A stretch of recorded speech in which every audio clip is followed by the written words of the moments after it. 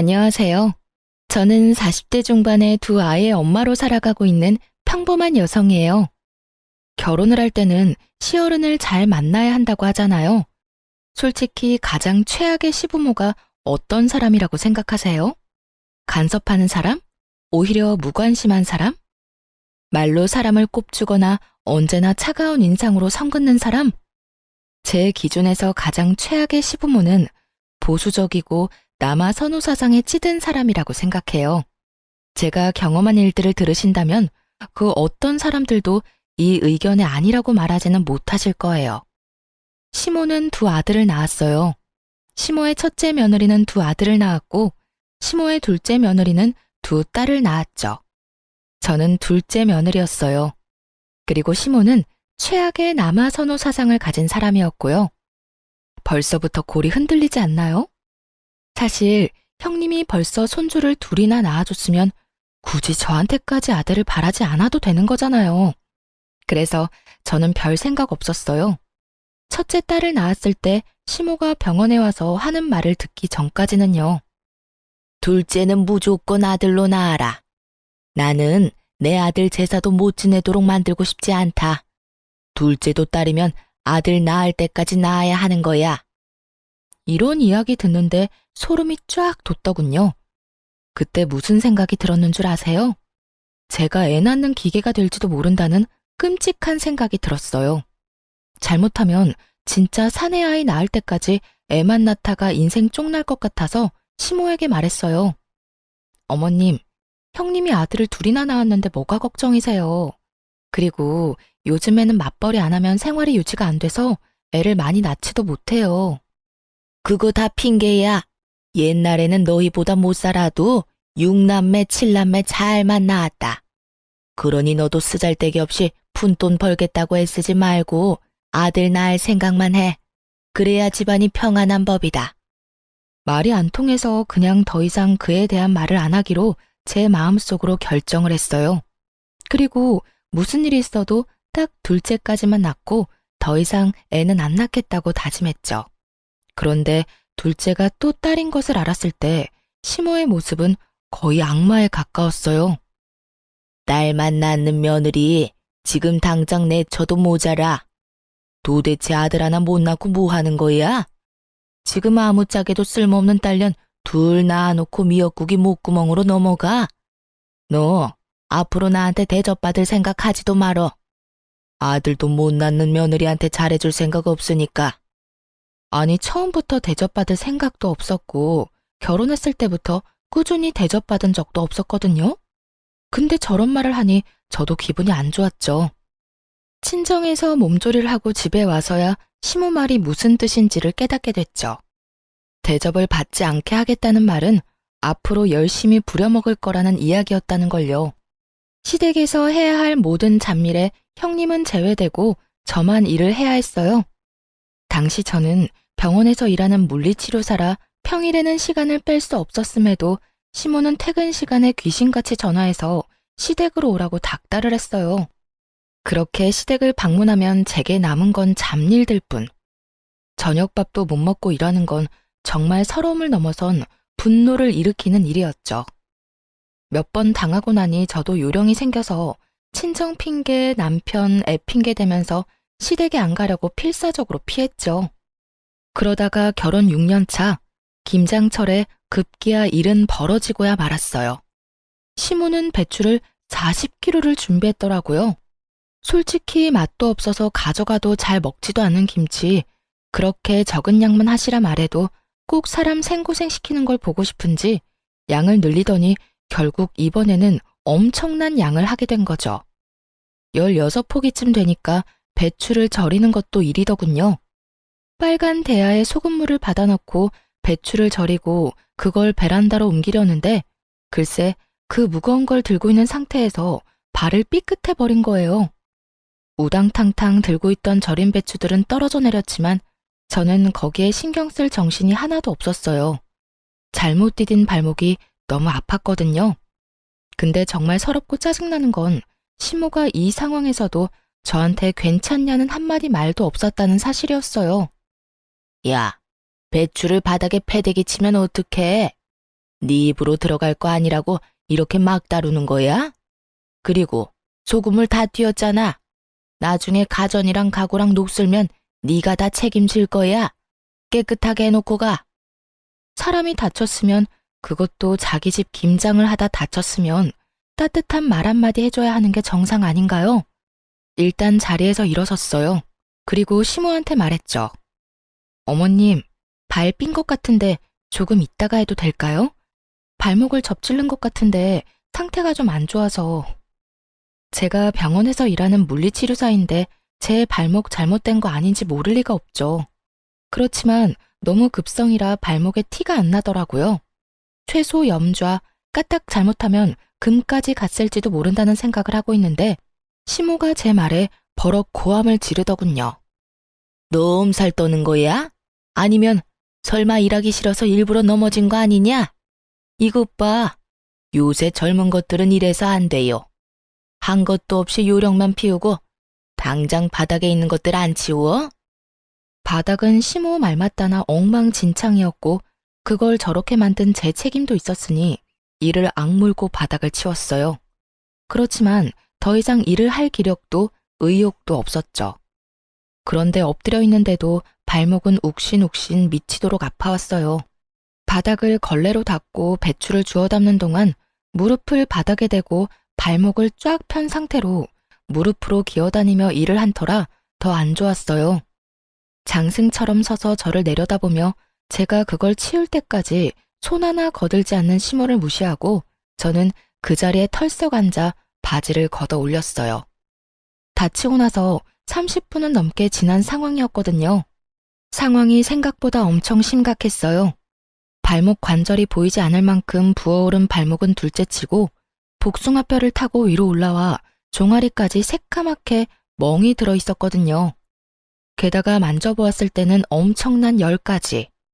발가락 움직이는 것도 잘 안 되는 걸 보니 뭔가 크게 문제가 생긴 게 틀림없어 보였죠. 제 발목을 보고도 시모는 코웃음 치더군요. 발 삐었나 보네.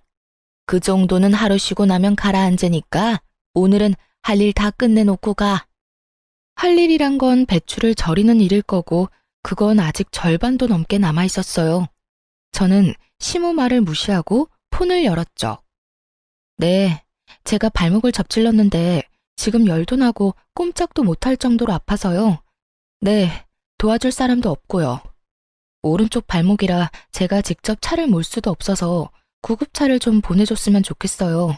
지금 열이 발목뿐만이 아니라 몸에도 나고 있어서. 제가 전화한 곳은 119 구급센터였어요.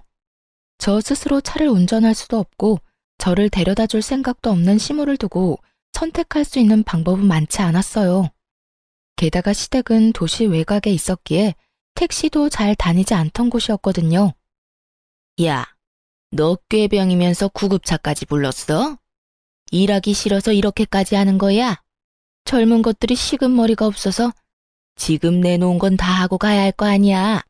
저한테 욕을 하던 말던 저는 주섬주섬 제 짐을 챙겼어요.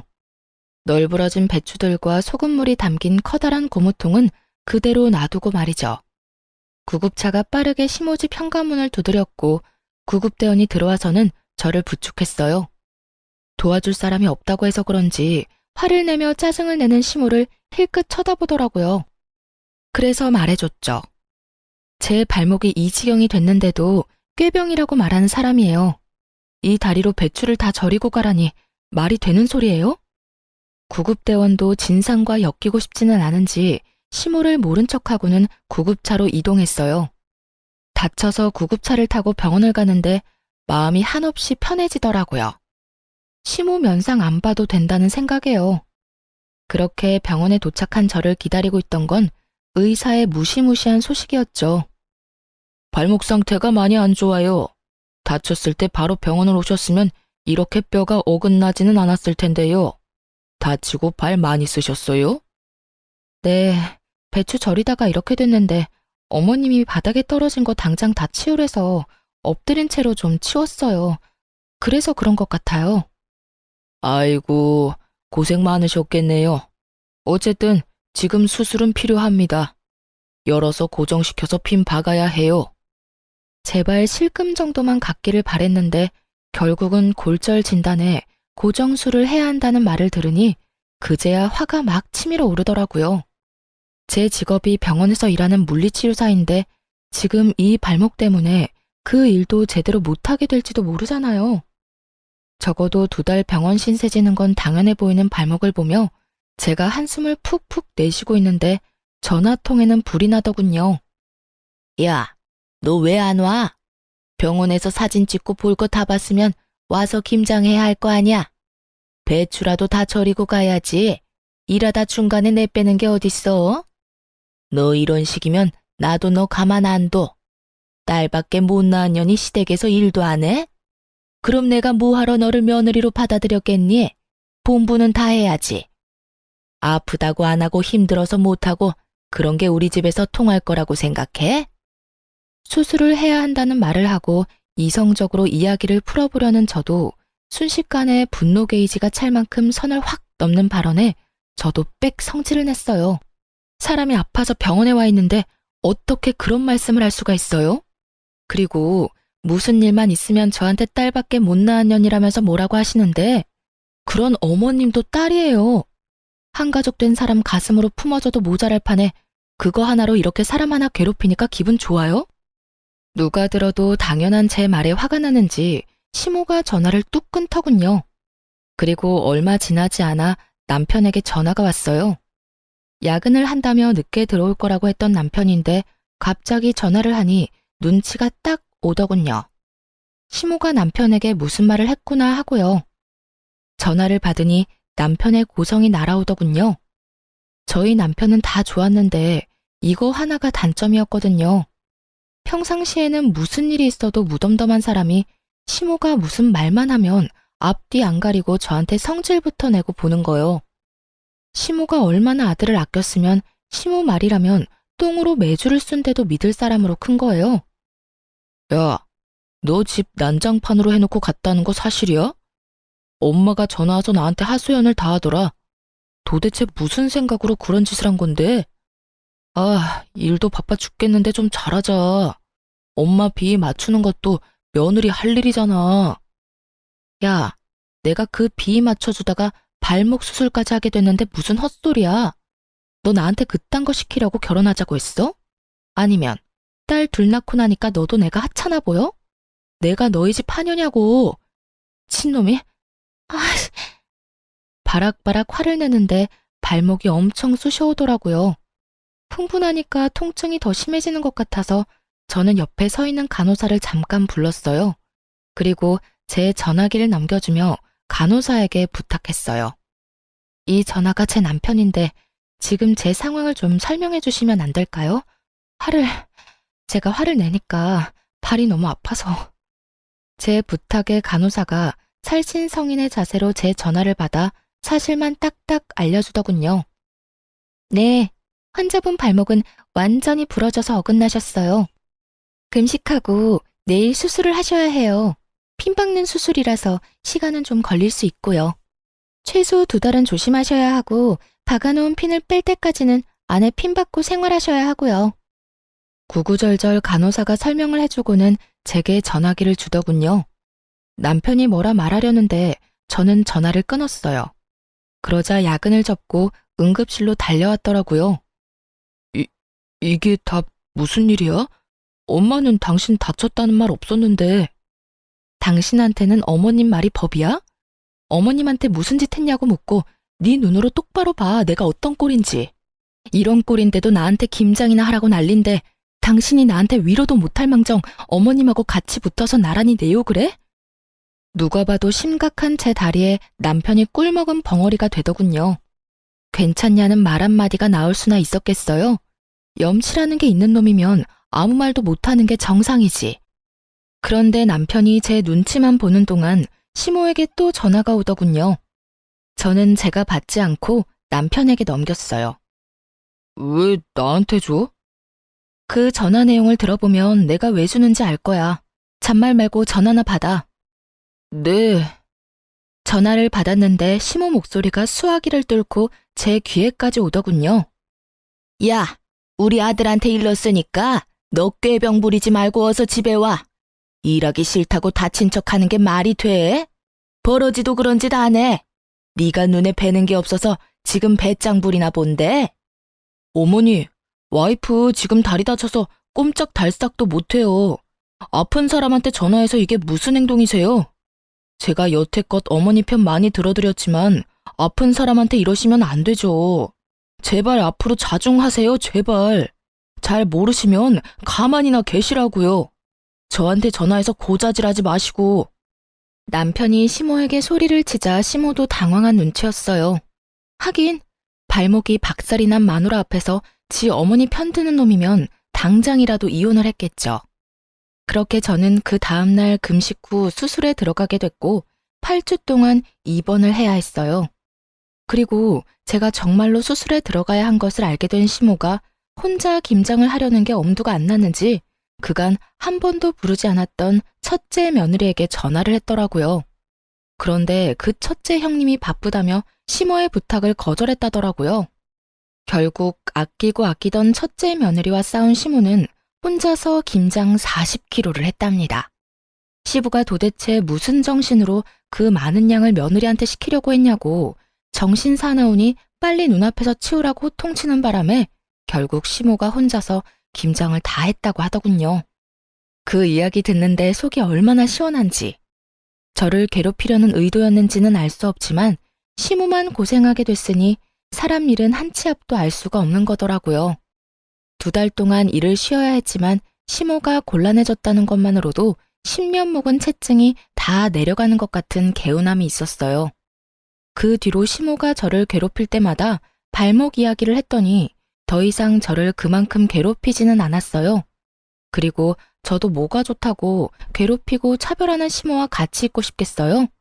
그래서 시댁과는 대면대면하게 살았죠. 다행인 건 남편은 그런 일에 별로 신경을 안 쓰더라고요.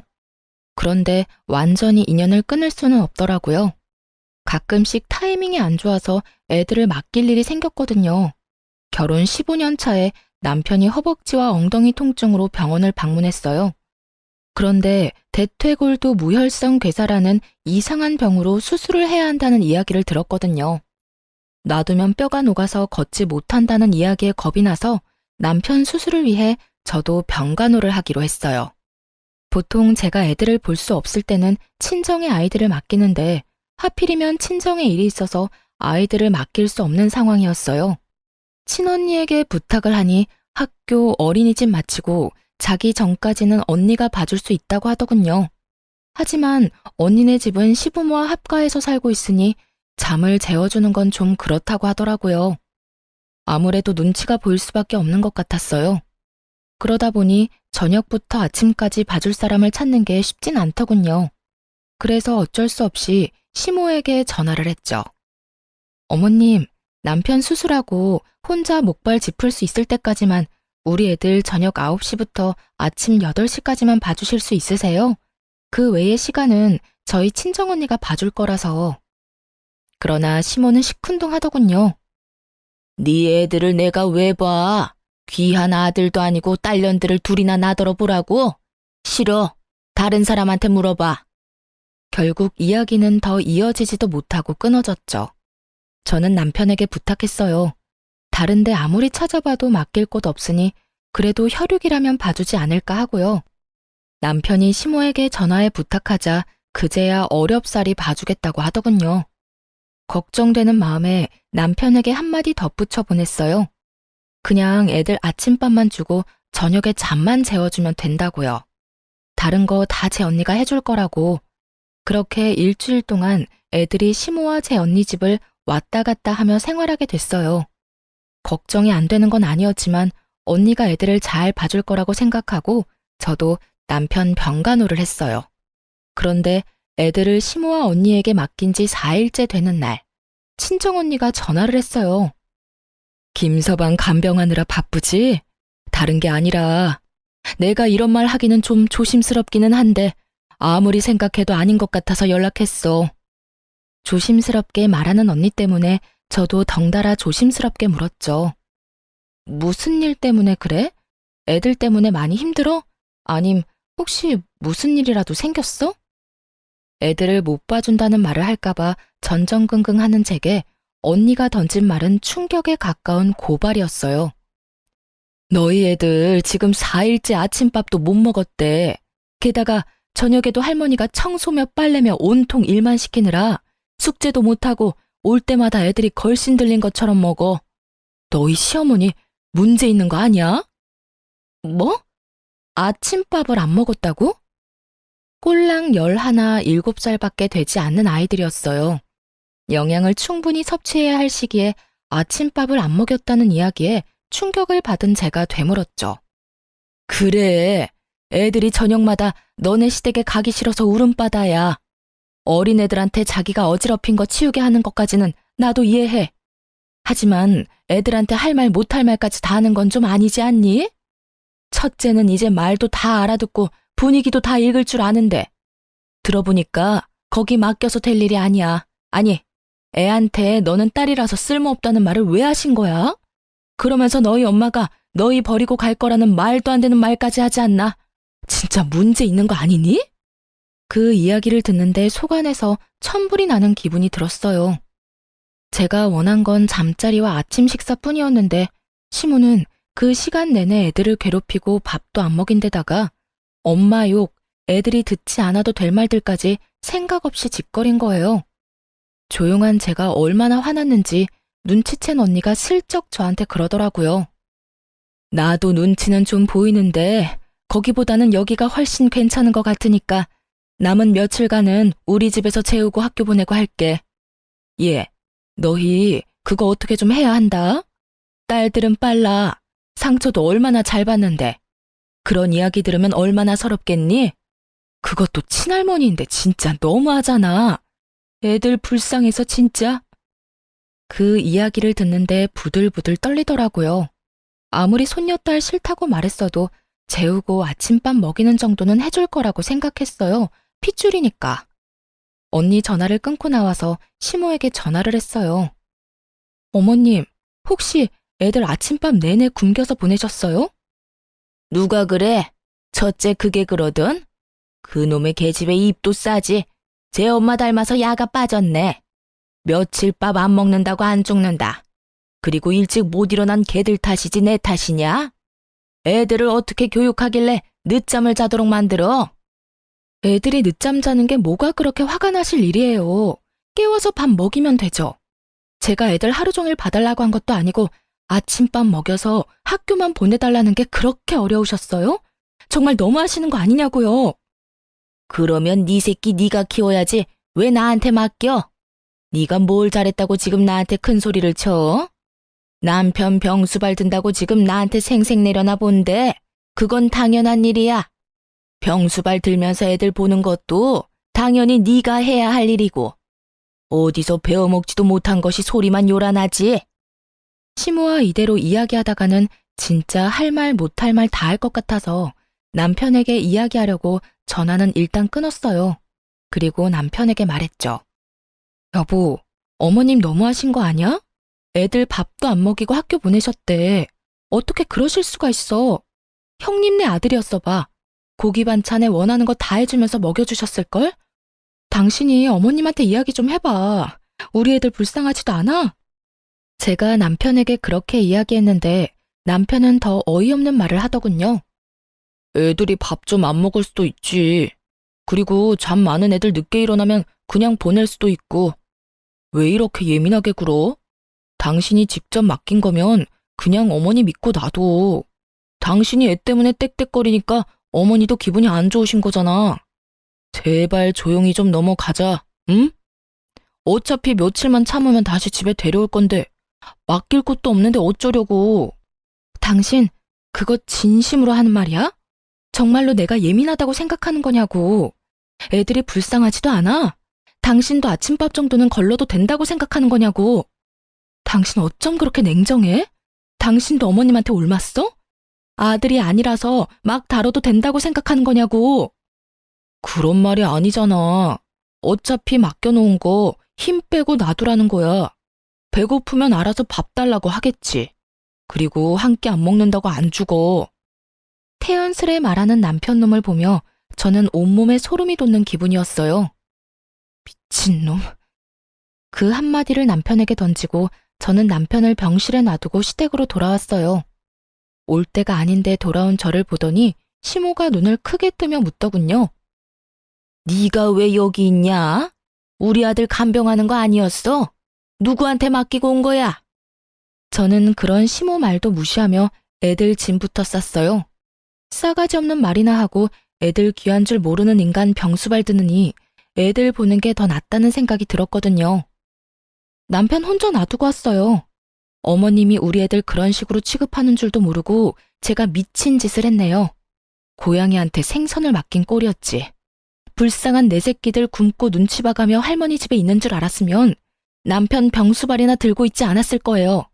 지금이라도 알았으니 애들 데리고 갈게요. 제 말에 시모가 어이없다는 듯 저를 돌려 세우더군요. 너 지금 나한테 시위하니? 그래서 남편은 놔두고 애들 데려가겠다고? 그렇게는 못해. 내 새끼 아픈데 어딜 가려고? 저는 시모 손을 탁 내쳤어요. 네 새끼 네가 키우라면서요. 남 손에 맡기지 말라면서요. 그러면 어머님 새끼도 어머님이 키우세요. 아픈데 잠이 오겠어요? 아침밥 굶은 것만 봐도 속이 다 뒤집어지는데 남의 손에 왜 맡겨요? 어머님이 가서 씻겨주고 닦여주면서 수발이나 드세요. 나는 내 새끼들 키울 테니까. 뭐? 야, 너 진짜로 병원 안 가? 우리 아들 보러 안 가는 거야? 시모는 제 뒤를 쫓아나오면서 자꾸만 저를 붙잡으려고 하더군요. 확 뒤돌아선 제가 시모에게 경고했어요. 안 가요. 내 새끼들 배 곱는 거보다는 안 힘드니까 오늘부터는 어머님이 아들 병간호하세요. 그렇게 애들 데리고 집에 돌아온 저는 미안하고 서러운 마음에 애들 붙잡고 눈물만 흘렸어요. 울지 말아야지 하는데도 미안한 마음만 들잖아요. 도리어 애들이 저에게 울지 말라며 엄마 잘못 아니라고 말해주는데 이것들을 두고 제가 망할 남편놈 병간호나 하고 있었다는 사실이 참을 수 없이 기분이 더러워졌어요. 그런데 저녁까지 제가 돌아오지 않으니 남편놈한테 전화가 왔더군요. 당신 뭐 하는데 오지를 않아? 미쳤어? 환자 놔두고 뭐 하자는 건데? 내가 아까 이야기했지. 나 도저히 어머님한테 애들 못 맡기겠으니까 내가 직접 애들 볼게. 당신 병간호는 어머님이 해주실 거야. 네 새끼 네가 키우라는데 그럼 내가 키워야지 누가 키워? 당신은 어머님 자식이잖아. 그러니까 어머님한테 병간호 받아. 난 안 갈 거니까. 당신 정신 나갔어? 어머니하고 그런 걸로 싸우자면 어쩌자는 건데? 어머님이 애들 굶겼다고 일주일 내내 굶기는 게 할머니가 손녀들한테 할 짓이야? 어머님도 나쁘지만 당신도 나빠. 애들이 굶는다는데 뭐? 너 같은 걸 남편이라고 데리고 산 내가 병신이지. 자식들 밥 굶기고 할머니한테 눈치 보게 만들면서까지 너하고 살고 싶은 생각 없어. 세상 천지에 배 터지게 먹여주는 할머니는 봤어도 애들 밥 안 주는 할머니는 처음 봐. 게다가 애들한테 무슨 말 했는지 알고는 있어? 애들한테 너희가 딸이라서 쓸모가 없단다. 너희가 딸이라서 너희 엄마가 너희 버리고 간단다. 이런 말을 했다는 것도 믿기지를 않아. 내가 왜 이런 소리 내 자식들한테 듣도록 만들어야 하냐고. 대답 좀 해봐, 이 나쁜 놈아. 뭐? 어머니가 애들한테 그런 소리를 했다고? 당신이 잘못 들었겠지. 손녀들한테 그런 소리를 했을 리가 없잖아. 물어봐, 직접. 시모가 남편 옆에 있었는지 남편이 시모에게 따지듯 묻는 소리가 들렸어요. 그랬더니 시모가 당당하게 답하더군요. 왜 그걸 나한테 따지니? 네 마누라가 딸만 낳은 게 내 탓이야? 그럼 아들을 낳았으면 될 거 아니냐? 그런 말 좀 했기로써니 뭐가 그렇게 잘못된 일이야? 나 어릴 적에는 그것보다 더한 말도 듣고 자랐어. 너 없어도 우리 집 잘만 돌아가. 첫째 며느리가 다 잘해줄 거다. 그러니 나갔으면 그냥 그대로 애새끼들 데리고 나가. 다시 이 집에 돌아올 생각 말고. 얼굴 안 보니까 속이 시원하네. 저는 시모 말에 코웃음 쳤어요. 김장하러 오라고 부탁한 것도 거절당했다면서 잘하기는. 착각은 자유지. 그리고 우리 이혼하자. 난 이런 집안에서 못 살아. 여보, 잠깐만. 남편이 뭐라 말하던지 말던지 전화 끊고 이혼 소송 시작했어요. 그런데 며칠 아들 자식 간병일 해보더니 힘들었는지 시모가 전화 와서는 저더러 어이없는 말을 하더군요. 이혼 기간 중에도 네가 우리 아들 안 사람이고 내 며느리다. 그러니 네 남편 병간호하러 들어와. 어디 며느리가 시어머니한테 일을 다 맡겨놔? 이혼하기 전까지는 네가 이 일 다 해야 하는 거야. 갑자기 전화 와서 무슨 말도 안 되는 소리 하세요. 남남 되려고 이혼 소송하는 중이잖아요. 그리고 전 제 새끼 키우느라 바쁘니까 어머님은 어머님 아들 잘 키우세요. 저번에 저한테 그렇게 말씀하셨죠? 자기가 꺼낸 말 정도는 지켜주시죠. 전화해놓고 본전도 못 찾은 시모는 씩씩거리며 저한테 따지더라고요. 너 정말 이렇게까지 해야겠어? 네 딸들한테 고작 그딴 말 했다고 나한테 이러는 거면 너 실수하는 거야. 시어머니가 딸보다 아들 더 원할 수도 있지. 어디서 속 좁게 이런 식으로 사람을 골탕 먹이려고 들어? 그러니까요. 앞으로도 평생 그렇게 사실 거죠? 그러니까 이혼하는 거라고요. 저는 그런 곳에서 내 새끼 키우면서 못 살아요. 억만금을 줘도 그런 곳에서 살고 싶지 않은데 볼 것도 없는 집안 뭐하러 듣기 싫은 소리 들어가며 살아요? 이참에 우리 헤어지고 각자 갈 길 가요. 이런 식으로 연락하지도 마시고요. 그리고 저번에 저한테 뭐라고 하셨죠? 첫째 며느리가 잘해줄 거라고 하셨죠? 그러니까 저한테 전화하지 말고 손자들 둘이나 낳아준 첫째 며느리한테 전화하세요. 시모는 여전히 당당하더군요. 그래도 자기 힘드니까 금방 연락 오는 거 보세요. 아주 저를 식모처럼 생각하고 있는 게 눈에 다 보이더라고요. 언제는 첫째 며느리가 다 해줄 것처럼 자신만만하더니 이제 와서 꼬리 말고 저를 찾는 꼴이 너무 웃겼어요. 그렇게 이혼은 저에게 좀 더 유리하게 해결됐어요. 저희가 살던 신혼집도 처음부터 공동명의에 반반 부담한 거라 그대로 나눴고 친권, 양육권, 위자료 싹 다 제가 가져왔어요. 저는 받은 돈과 은행에서 대출한 금액으로 딸아이 둘과 같이 살 집을 샀어요. 그런데 이미 이혼도 다 된 마당에 형님에게서 전화가 왔어요. 결혼 기간 동안 얄미운 사람이기도 했고 항상 저한테 일 시키고 본인은 몰래 빠져나가던 사람이라 좋게 볼 수는 없는 사람이었어요. 동서, 잘 지내? 아휴, 나 동서네가 이혼하고 나서부터 어머님한테 끌려다니느라 힘들어 죽겠어. 이혼하니까 많이 편하지? 어쩐 일로 전화하셨어요? 동서는 도련님이랑 다시 잘해볼 생각은 아예 없어? 이제 막 이혼한 사람에게 이런 걸 물어보는 형님에게서 뭔가 머뭇거리는 느낌이 들었어요. 왜 그런 걸 물어보세요? 이혼한 동서한테 이런 말 꺼내기도 민망하긴 한데 아버님이 얼마 전에 쓰러지셨거든. 그래서 어머님이 나한테 합가해서 아버님 수발을 같이 들자고 하는 거야. 근데 동서도 잘 알잖아. 나는 그런 일 여태 해본 적도 없고 바쁘기도 많이 바빠서. 인간이 이렇게 비양심적이어도 되나요? 어떻게 이혼한 동서에게 시부 수발을 들기 위해 이혼을 다시 생각해보라는 말을 할 수가 있는지 이해가 전혀 안 갔어요. 죄송한데 저는 생각 없어요. 싫어서 이혼한 거고 이혼 서류에 잉크도 아직 덜 말랐어요. 그리고 무엇보다 그 집안 저는 두 번 다시 가고 싶지 않아요. 형님은 아들을 둘이나 낳아서 여태껏 시어머니 등살에서 잘 피해 다니셨죠? 저는 그 잔소리, 악담 모두 맨몸으로 다 받았어요. 그쪽으로는 머리도 두고 싶지 않은 게 제 마음이에요. 시아버지 그렇게 되신 건 안타깝지만 그건 이제 가족들이 상의해야 할 문제지 생판 남인 저한테 이야기해서 될 건 아니라고 생각해요. 차갑고 냉정하게 딱 잘라 말하고 나니 형님도 당황했는지 급하게 전화를 끊었어요. 그리고 나중에야 그 집안 소식을 들을 수 있었어요. 정말 웃겼던 게 그렇게 믿고 의지하려던 첫째 며느리는 시모 요구에 거절한 것도 모자라 아주버님을 들들 볶았던 모양이에요. 아주버님이 시모를 찾아와서는 시모에게 미쳤냐고 진짜 노망난 거 아니냐고 악담을 퍼부었답니다. 동생처럼 자기도 호래비 만들 작정이냐며 합가해서 마누라랑 헤어지면 어머니가 책임질 거냐고 이럴 거면 인연 끊고 지내자면서 아주 집안을 풍비박산으로 만들어 놓고 가셨다더군요. 그 와중에 전 남편은 심호 간병을 받아 무사히 퇴원했으면서 집에 오자마자 짐 다 챙겨서 아픈 시부와 심호 놔두고 그대로 집을 나갔다고 하더라고요. 입이 불어터져라 아들 사랑, 손주 사랑을 외치던 심호였건만 심호를 위해 시부를 함께 수발 들어줄 사람은 없던 모양이에요. 결국 심호는 두 아들과도 연이 끊기고 며느리에게도 대차게 까여서 혼자 시부 수발을 들었다고 하더군요. 제가 들은 소식은 딱 거기까지였어요. 솔직히 여기까지 듣고도 정말 고소하더군요. 저 내치고 잘 살 것처럼 기세등등하더니 결국 보세요. 완전 버림받고 혼자 남겨졌잖아요. 그러니 사람이 마음을 곱게 써야 하는 법이에요.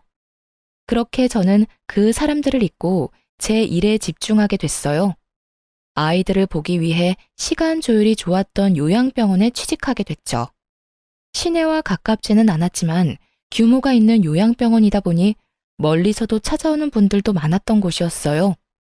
그런데 하루는 제가 치료하는 어르신이 잔뜩 인상을 찌푸린 채로 컨디션이 완전 엉망이 돼서 오셨더라고요. 어르신, 오늘따라 몸 상태가 별로 안 좋네요. 어제 잠 못 주무셨어요? 아유, 선생, 말도 마. 같은 방에 웬 할망구가 하나 왔는데 얼마나 화가 많은지 무슨 말만 하면 난리쳐서 내가 며칠째 잠도 제대로 못 잤어. 병원에 입원하다 보면 아무래도 단체 생활이다 보니 원하는 사람하고만 같이 있을 순 없어요. 같은 방 사람 잘 만나는 것도 어떻게 보면 복권 당첨 같은 거와 비슷한 거거든요? 그랬어요? 물리치료는 안 받는 분인가 보네요. 근데 뭐 때문에 그렇게 화를 내요? 혹시 치매? 아니야. 내가 가만히 지켜보니까 다 할망구가 잘못했더만. 이 할망구가 들어온 그날부터 하루에 10번도 넘게 아들들 며느리한테 전화를 하는 거요. 전화에서는 너희가 어떻게 이럴 수 있냐? 나를 여기다 버리고 너희끼리 잘 살 것 같냐?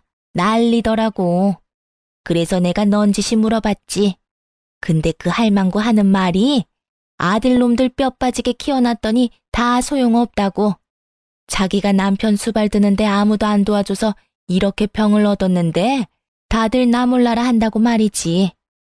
엄마를 애물단지 취급하면서 연락도 먼저 안 하고 연락하면 그렇게 귀찮은 티를 낸다면서 고함을 지르더라고. 어머나, 그랬어요?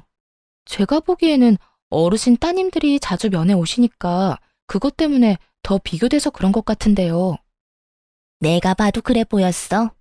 우리 딸들이 워낙 싹싹하잖아. 와서 나눠 먹자며 과일도 주고 음료수도 주고 하는 모습을 보더니 나한테 악담을 하더라고. 딸만 낳았냐며. 아들이 없어서 어떡하냐고 빈정대는데 열받아서 나도 한마디 했지. 딸 있는 나는 매일같이 면회하는데 아들 낳은 그 짝은 여태껏 아들 코빼기도 안 보이냐고. 그랬더니 그 뒤로 아주 아들 욕을 있는 대로 하더라고. 그러더니 어제 할망구 아들이 왔대. 둘째라던데 이혼한 지 1년 반쯤 됐다던가? 뭐 난 잘 모르겠는데 어쨌든 둘째 아들이 왔는데 그 할망구가 아들한테 악다구니를 썼어. 왜 여기 처박아 놓고 들여다보지도 않냐고 말이야. 그랬더니 아들놈 하는 말이 기가 막히더만. 엄마가 마음을 곱게 썼으면 며느리들이 왔을 거라고. 자기 이혼한 건 엄마 책임이 크다면서 그 사람 많은 데서 늙은 엄마를 핍박하는데 살벌하더만. 내가 봤을 때는 그 할망구도 잘못했는데 아들놈도 싹퉁머리가 없는 게 영. 어르신에게 이야기를 들을수록 뭔가 모르게 묘하게 익숙한 느낌이었어요. 그래서 그분이랑 싸우느라 잠을 못 주무신 거예요? 아니, 그 할망구가 여기 오고 나서부터 약간 치매기가 왔거든. 그놈의 핸드폰만 붙들고 내내 전화를 하니까 어제 아들이 왔는데 그런 소리를 하고 갔으니 이 할망구도 정신을 놔버렸는지 어쩌녁 내내 불도 안 들어오는 전화통 붙들고 아들 이름인지 뭔지 누구야 누구야 불러대면서 온 방에 사람들 잠도 못 자도록 하고. 아휴, 밤에 잠도 안 자, 낮에도 안 자. 기운은 어찌나 좋은지 목소리만 커서. 내가 그래서 잠을 못 잤어. 오늘도 내가 걱정이야. 그 할망구 잠 안 자고 또 고함 지를까 봐. 며칠 만에 헬쑥해진 어르신을 보니 궁금증이 치솟더군요. 그래서 시모 이름을 검색해봤어요. 제 어르신 방에 얼마 전에 들어온 사람 이름이 시모 이름과 같더라고요. 그리고 주소도 시댁 주소가 맞았고요. 보호자 이름도 전 남편 이름인 거 확인했어요. 우연도 이런 우연이 없었어요. 그 많은 요양원 노인병원 중에 제가 있는 곳으로 오다니. 그렇게 잘 살 것처럼 굴더니 결국은 두 아들 모두에게 버림받고 홀로 노인병원에서 면회도 없이 있는 거 보니 자식을 시모처럼 키우면 안 되겠다 하는 생각이 들었죠. 시모가 손녀들한테는 못되게 굴었어도 아들, 손자들한테는 잘했거든요. 그런데도 보세요. 결국 아픈 시모 병실에 면회 오는 사람이라고는 아무도 없다는 거죠. 저도 병원에 있으면서 보는 게 있잖아요. 마음씨 곱고 자식들, 며느리들한테 따뜻하게 대해주신 어른들은 자식, 며느리 할 것 없이 자주 와요. 받은 만큼 돌려주고 싶은 게 사람의 마음이거든요. 그런 어른들은 복 받았다고 말하기도 하는데 사실 자신이 한 만큼 돌아온 거죠. 말년이 쓸쓸한 게 왜 보기 힘든 거냐면 그 쓸쓸함 속에 내가 걸어온 길이 있기 때문이라고 제가 모시는 어르신 한 분이 그러더군요. 그쯤 되면 다들 그렇게 인생에 통달하시곤 해요. 그러니 시모의 이런 상황이 제게는 참 착잡했어요. 저를 괴롭히고 제 어린 두 딸을 괴롭혔으니 이런 꼴 당해도 싸다고 말하고 싶지만 그렇게 애지중지하던 아들과 손주들에게까지 손절당한 거 보면 왜 그렇게 사셨나 싶기도 하고요. 자기 인생 남이 살아주는 거 아니니 더 열심히 남들과 좋은 인연 맺고 살아야 하는데 왜 저한테 그렇게 못되게 굴었는지 사실 지금도 이해는 안 가요. 솔직히 이해하고 싶은 마음도 없고요. 그저 자기가 살아온 대로 받고 있구나 싶은 생각이 들었어요. 시모에게 측은한 마음을 갖기엔 제가 당한 게 너무 많아서 그런 마음이 들지도 않더라고요. 그저 제 자식들은 시모가 키운 자식들처럼 키우지는 말자고 다짐했어요.